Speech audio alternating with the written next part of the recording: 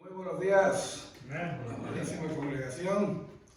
Y es realmente un privilegio el poder compartir la palabra, especialmente en una nueva serie de lecciones. Esta serie tiene un título provocativo: Sin temor en un mundo que está lejos de Dios. Y vienen seis sesiones aquí. La primera es hoy, que es desarrollemos convicciones firmes. Después va a venir oremos con pasión, digamos la verdad con valentía, vivamos valerosamente, confesemos de todo corazón y preparémonos para la batalla. Todo esto basado en el libro de Daniel. Sugerencia: que todos leamos por las siguientes 6 semanas el libro de Daniel completamente, porque ahí es donde va a entrar mejor todo, leyéndolo completo el libro. Pues vivimos en un mundo que necesita de Dios. ¿Por qué? Porque está lejos de Dios. Las normas sociales y los valores que el mundo acepta hoy en día como buenos no le dan gloria a Dios y están en contra de su palabra. Por consecuencia, puede llegar a ser un verdadero reto el ser testigos fieles de Cristo y permanecer firmes en el Evangelio. Enfrentar esos retos no debe avergonzarnos, y le digo, y estoy seguro que usted conoce también, a cristianos que el momento en que son una minoría y están dentro de una mayoría de no creyentes, automáticamente se apagan, se callan y les da pena el ser testigos del Señor cuando son una minoría. Y eso es muy difícil. Por el contrario, cada situación adversa es una oportunidad para demostrar que el mensaje que proclamamos es poderoso. El apóstol Pablo escribió: porque no me avergüenzo del Evangelio, porque es poder de Dios para salvación a todo aquel que cree. Romanos capítulo 1, verso 16. Él escribió esto para los cristianos en Roma, una ciudad, escuche, en la que muchos de sus valores y prácticas estaban en contra de la palabra de Dios. ¿Hay algo nuevo? No, es igual hoy en día. Así era entonces, así es hoy en día. De que las ciudades, ya, los valores son en contra de la palabra. Nada es nuevo. En la historia de Daniel y sus 3 amigos, veremos que es posible ser testigos fieles de Dios si permanecemos firmes y sin temor en nuestras convicciones. Y ese es el título de hoy: desarrollemos convicciones firmes. El Señor es fiel y nos da el valor y la gracia que necesitamos ante las más adversas circunstancias. Sean estas de ser humillado, nuestros derechos que sean negados o ignorados, que no se nos tomen en cuenta, o seamos abusados y puestos en ridículo. El Señor está ahí en medio de eso. Y Él está viendo. Lo que nos define a nosotros como cristianos son nuestras convicciones, no las circunstancias. El pasaje bíblico de hoy es Daniel capítulo 1, vamos a ir versos 3 al 13 y 17 al 19. Pero antes de eso, ¿qué es una convicción? Una convicción es algo por lo cual uno moriría antes de echarse para atrás.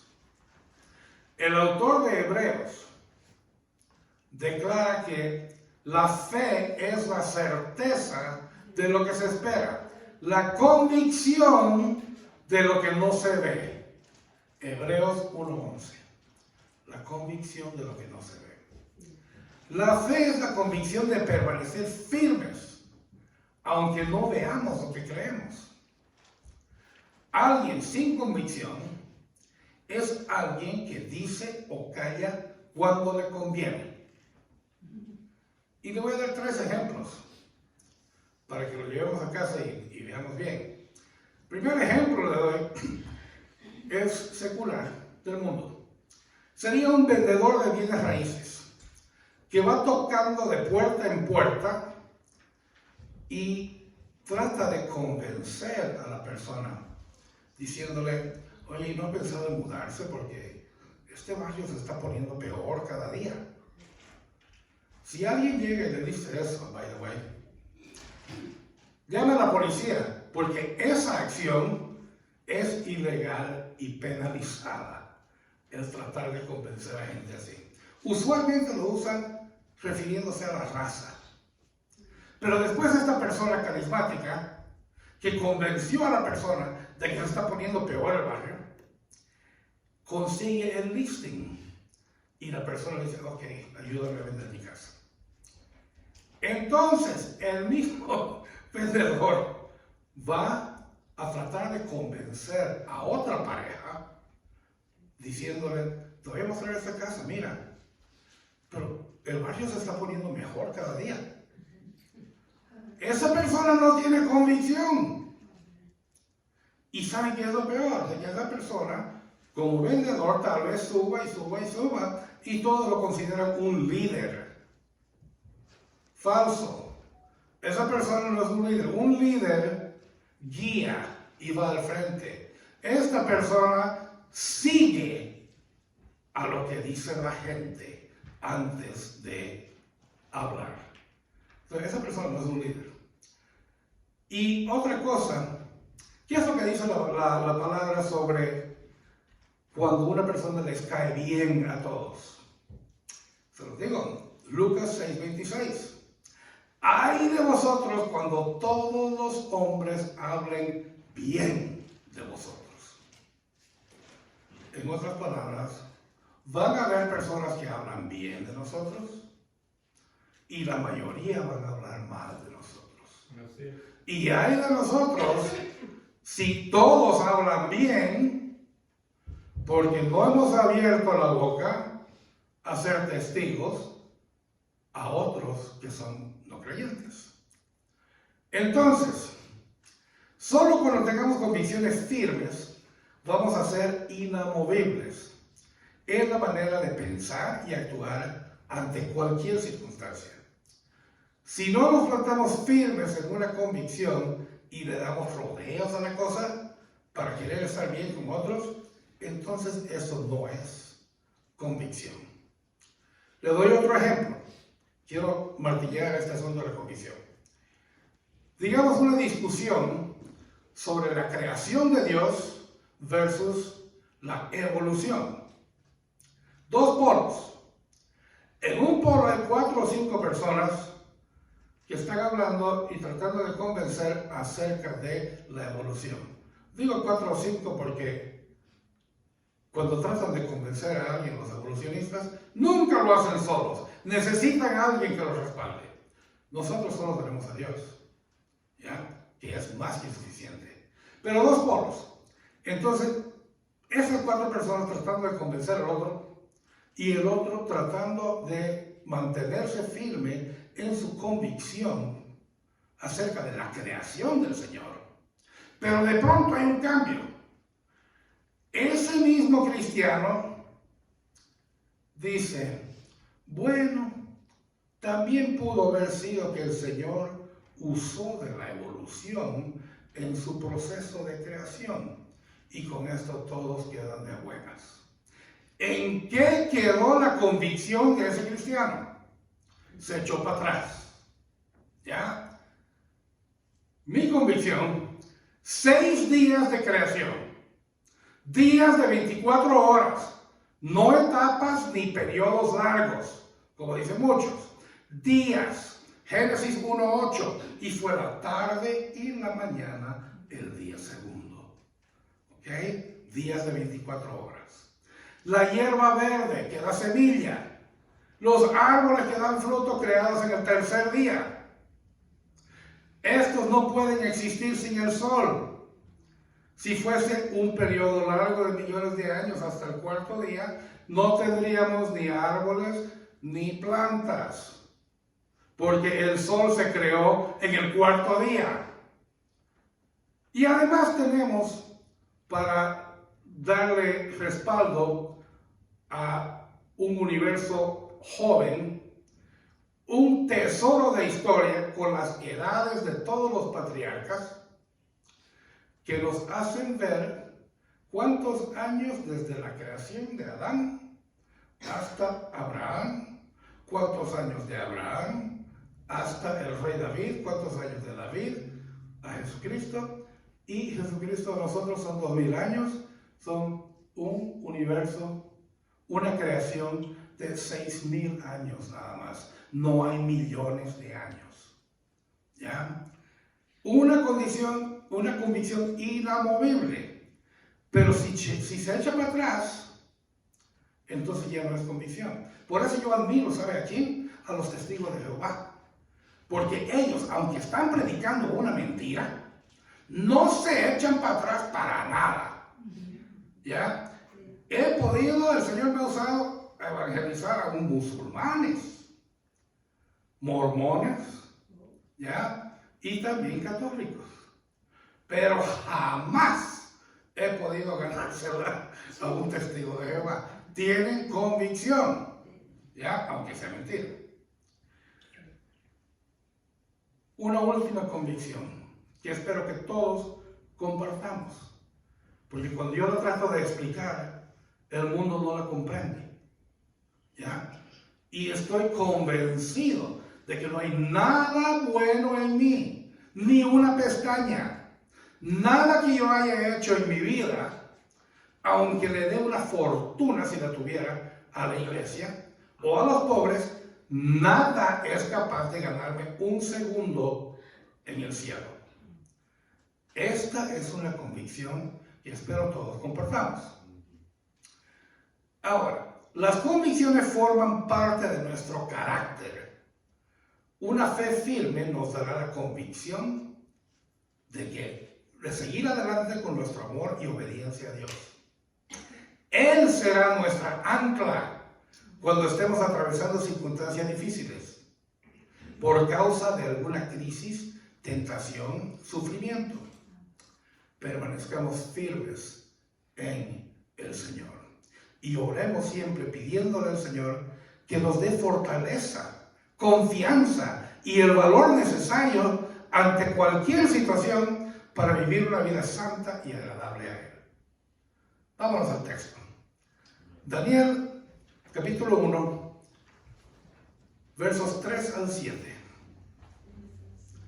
Y dice: Y dijo el rey a Aspenaz, jefe de sus eunucos, que trajese de los hijos de Israel, del linaje real, de los príncipes, 4 muchachos en quienes no hubiese tacha alguna, de buen parecer, enseñados en toda sabiduría, sabios en ciencia y de buen entendimiento, e idóneos para estar en el palacio del rey, y que les enseñase las letras y la lengua de los caldeos.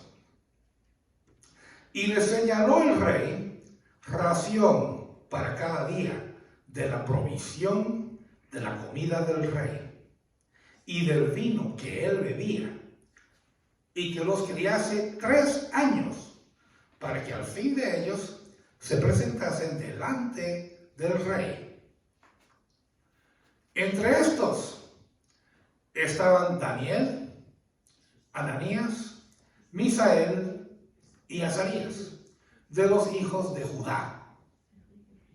A estos, el jefe de los eunucos puso nombres. Puso a Daniel, Beltasar, a Ananías, Sadrach, a Misael, Mesac, y a Azarías, Abednego. Muy bien. El libro de Daniel es un récord fidedigno. Nos narra una parte importante, escuchen, no solo de la historia de Israel, sino de la historia antigua universal, ya que Babilonia, que es hoy día Irak, Siria, Egipto e Israel, tienen raíces aquí, en este libro. Los asirios, en el año 722 a.C., ya habían hecho cautivo el reino del norte, y ahora era el turno del reino del sur, que sufrió el exilio por los babilonios.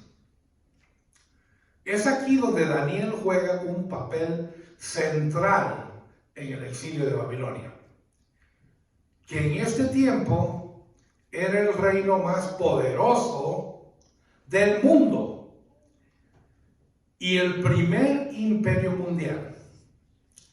El comienzo del libro de Daniel resalta la soberanía de Dios al decir que fue Él, Dios, Yahweh, el Señor, quien entregó en sus manos a Joacim, rey de Judá. Así fue que Dios colocó a Daniel en Babilonia para cumplir sus propósitos divinos con Israel y con las naciones. ¿Y sabe qué? En ningún momento en toda la historia de Daniel se quejó diciéndole: Señor, te has sido tan fiel y me llevas de ahí en exilio a Babilonia. ¿Cómo es que puede suceder esto?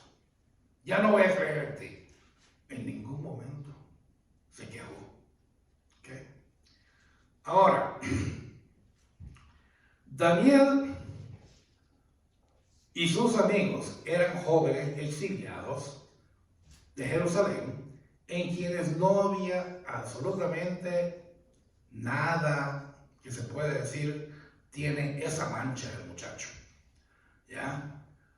Y eran inteligentes, tenían sabiduría, y eran bien estudiados.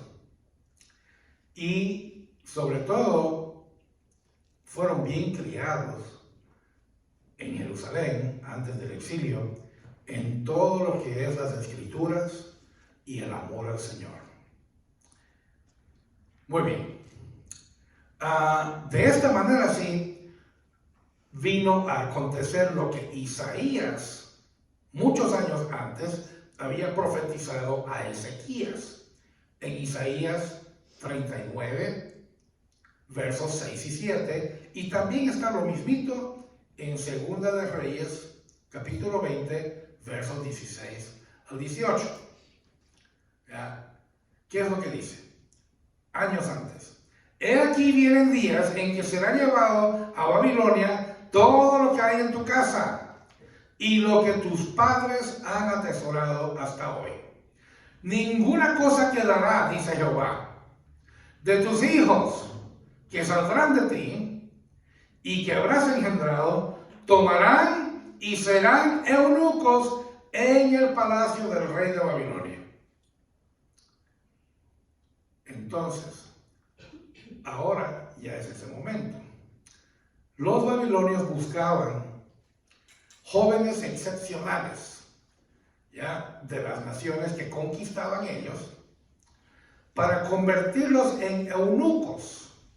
El eunuco no puede tener familia, y el sirviente sin familia es más fiel.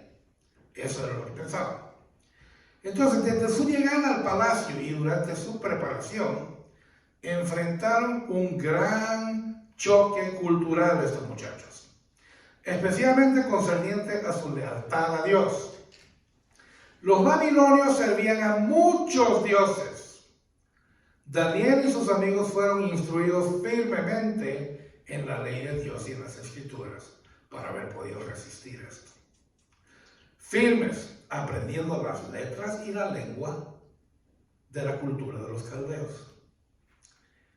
Rodeados de adoración a dioses paganos. Para hacer el cambio cultural oficial, les cambiaron los nombres a nombres que estaban asociados con dioses paganos. Daniel, en hebreo, significa justicia de Dios o Dios es mi juez. Lo cambiaron por Beltasar, que significa a quien Bel favorece. Y Bel era el principal dios de los caldeos. Ananías, que es Jehová ha sido misericordioso, lo cambiaron por Sadrach, que significa que sirve a Aku, que era un dios pagano relacionado con la luna. A Misael, que es ¿quién es como Dios? Lo cambiaron por Mesach, que significa alabanza a Aku. Finalmente, Azarías, que significa Jehová ha ayudado, lo cambiaron por Abednego, siervo de Nebú. El cambio de nombres para los dominados o los exiliados era una práctica común. Al cambiar el nombre de los vencidos, se pretendía hacer un cambio radical de identidad, de cultura, creencias y religión. Aunque cambiaron los nombres de Daniel y sus 3 amigos, nada en ellos cambió, pese a las más adversas de las circunstancias. Siguieron firmes y leales a Dios. Cambiaron sus nombres, pero no pudieron cambiar su corazón. Aplicación para nosotros. Mientras estemos en este mundo y en esta carne, siempre vamos a enfrentar algún tipo de oposición por vivir nuestra fe en Dios. El momento que nos cambiamos de camiseta y ya no estamos en el equipo del diablo y entonces estamos en el equipo de Dios, ¿quién es el que nos va a tratar de meter todo tipo de zancadilla? Es simple, ¿ya? El no beber, el no celebrar Halloween o el carnaval, el no creer en una teoría de evolución que la ciencia secular y el mundo nos quiere meter a la fuerza. El diezmar, todo esto es opuesto al mundo. Y ellos nos tratan de ridiculizar. Segundo, obedecer a Dios no es cómodo. ¿Ya? No es cómodo obedecer a Dios. Hacer lo que agrada a Dios no es lo más fácil. ¿Quién le dijo de que era fácil y que todos los problemas se iban a arreglar el momento en que uno cree? No. No es fácil, pero es lo mejor el obedecer a Dios. Debemos permanecer firmes en nuestras convicciones a pesar de lo que otros digan o hagan y ante cualquier circunstancia. Tercero, no es fácil enfrentar la adversidad, pero con Dios es posible. Amén. La adversidad que podamos enfrentar en el mundo puede ser grande, ¿ya? Y presentarse de muchas formas. Pero si somos fieles a Dios, Él nos dará la victoria. Ahora, una pregunta para usted, para que se lo lleve a casa. ¿Cuándo fue la última vez que sus convicciones cristianas fueron puestas a prueba? Piénselo. El inicio del libro de Daniel cuenta de la historia sobre las circunstancias que desafiaron a Daniel y a sus 3 amigos por su lealtad a Dios. Leamos los versos 8 al 13 del primer capítulo de Daniel. Y Daniel propuso en su corazón, subraya corazón, no contaminarse con la porción de la comida del rey, ni con el vino que él bebía. Pidió por tanto al jefe de los eunucos que no se le obligase a contaminarse. Y puso Dios a Daniel en gracia y en buena voluntad con el jefe de los eunucos. Y dijo el jefe de los eunucos a Daniel: temo a mi señor el rey, que señaló vuestra comida y vuestra bebida. Pues luego que él vea vuestros rostros más pálidos que los de los muchachos que son semejantes a vosotros, condenaréis para con el rey mi cabeza. Entonces dijo Daniel a Melsar, que estaba puesto por el jefe de los eunucos sobre Daniel y sus amigos: te ruego que hagas la prueba con tus siervos por 10 días y nos des legumbres a comer y agua a beber. Compara luego nuestros rostros con los rostros de los muchachos que comen de la ración de la comida del rey, y haz después con tus siervos según veas. ¿Se imaginan? Les ofrecen todo tipo de manjares, coman todas estas carnes preparadas en 1000 formas, todos estos manjares exóticos. Y Daniel y sus amigos dicen: no, denos una sopita más. ¿Ya? O sea, eso es convicción. Eso sí es convicción. ¿Ya? Es posible ser leales a Dios si nos lo proponemos, como subrayamos, en nuestro corazón. En su corazón, Daniel no salió gritando al público: mírenme, estoy haciendo el ayuno de Daniel. ¿Conoce usted a alguien así? Yo sí conozco bastante gente así, ¿ya? Que hacen jactancia de que ayunan y que a sus hijos le dan el ayuno de Daniel. El primer desafío que probó la obediencia a Dios de Daniel y sus amigos llegó cuando el rey ordenó que disfrutaran de los manjares. Esto era un gran honor y privilegio, y quién no querría disfrutar de algo así. Pero comer de la mesa del rey traía consigo grandes formas de contaminación física y espiritual. Podía venir de animales sacrificados a ídolos, o animales impuros citados en el Antiguo Testamento. Principalmente el comer de la mesa del rey a la larga los convertiría en aliados del rey y de sus opresores babilonios. A la larga, el constante rozarse con el mundo lo desensibiliza a uno. Una persona que no bebe alcohol, pero que se junta con 5 amigotes que todos beben y se emborrachan, y persiste en juntarse con ellos, a la larga, ese roce va a traer consecuencias negativas. Al no atribuir buena salud a la comida, sino a Dios, estos jóvenes honraron a Dios. Reflexionemos por un momento.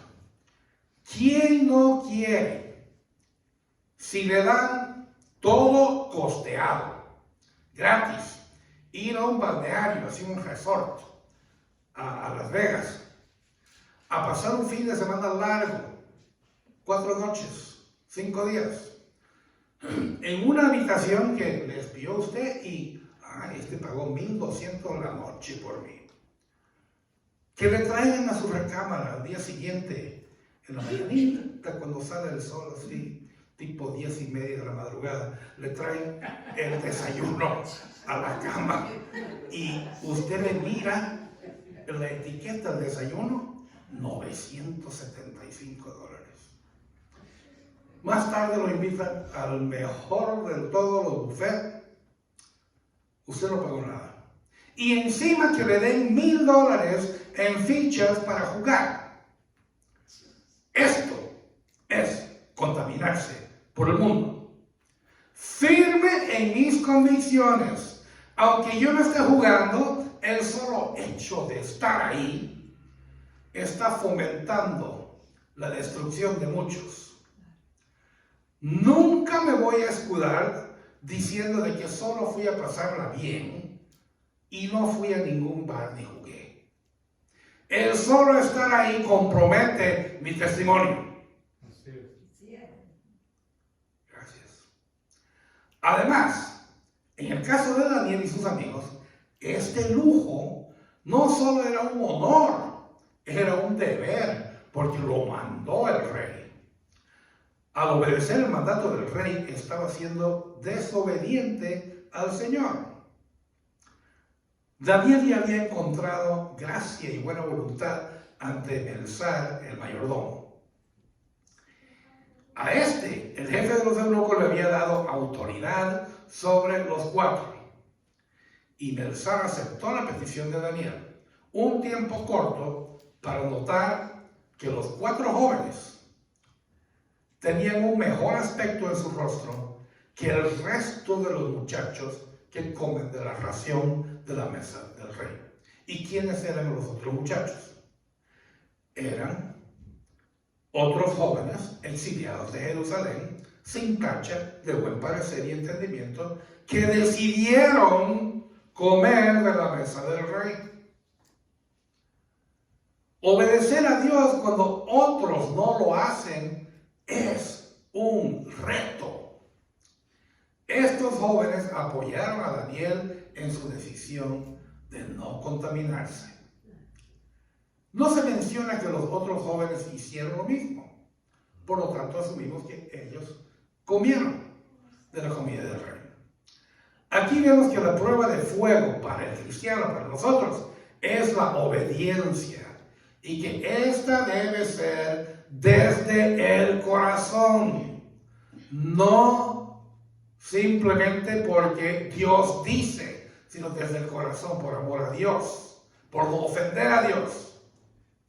No nos echemos para atrás. Ninguna consecuencia o pretexto haría que Daniel pecara contra Dios. Su devoción recibió una gran recompensa. ¿Monetaria? ¿Material? No, pero le dio sabiduría. Y usted puede ver a través de todo el libro de Daniel, todo lo que vivió él y en qué lo convirtió el Señor. La obediencia a Dios debe fundamentarse en el corazón de la persona. Daniel y sus amigos no fueron los únicos del pueblo de Israel seleccionados para servir al rey, pero sí los únicos que permanecieron firmes en su obediencia a Dios. Y eso es un gran desafío. 2. Propóngase usted en su corazón. Las buenas intenciones solas no son suficientes para agradar a Dios. Aquí entendemos que el corazón tiene que estar involucrado en nuestra decisión de dar gloria a Dios. Dios no pasa por alto nuestra obediencia a Él. Dios se agrada y recompensa a quienes lo buscan. Hebreos capítulo 11, verso 6, lo recompensa con una mejor casa, no necesariamente. Un mejor carro, no necesariamente. Puede ser, pero podrá que se gane un gran premio. En mi caso yo no sé, porque yo no juego ni a la lotería, así que no puedo decir de que voy a caer la lotería, ¿ok? Pero la recompensa va a ser, sí, puede ser material, pero en su gran mayoría va a ser la paz, la tranquilidad, la sabiduría de cómo tratar con gente, y todo eso es recompensa que viene de Dios y que da gloria a Dios. Dios no pasa por alto nuestra obediencia. ¿Ya? Dios se agrada. Hebreos capítulo 11, verso 6. Si somos fieles a Dios, Él no nos va a dejar a merced de las circunstancias. Y en los siguientes versos vemos que aunque vivir en obediencia no es fácil, si nos proponemos obedecer a Dios, Él nos dará la gracia necesaria delante de los hombres y de las circunstancias para permanecer firmes en Él. Finalicemos el texto con Daniel 1, versos 17 al 19. A estos 4 muchachos, Dios les dio conocimiento e inteligencia en todas las letras y ciencias. Y Daniel tuvo entendimiento en toda visión y sueños.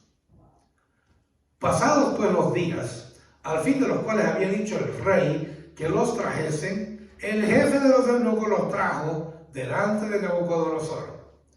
Y el rey habló con ellos, y no fueron hallados entre todos ellos como Daniel, Ananías, Misael y Azarías. Así pues estuvieron delante del rey.